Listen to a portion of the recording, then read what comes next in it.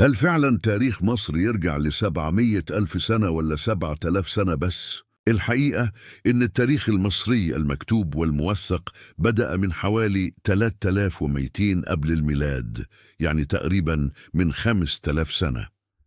لكن الوجود البشري في مصر أقدم من كده بكتير. الأبحاث الأثرية اكتشفت آثار لوجود الإنسان في مصر من العصر الحجري القديم من حوالي 700 ألف سنة.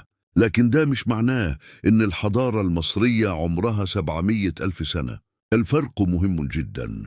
الحضارة المصرية القديمة اللي نعرفها بالأهرامات والمعابد والكتابة الهيروغليفية عمرها حوالي 7000 سنة.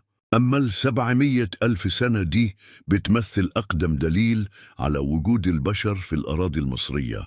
لو عجبكم الفيديو متنسوش الاشتراك في القناة وتفعيل زر الجرس عشان يوصلكم كل جديد. لمشاهدتكم.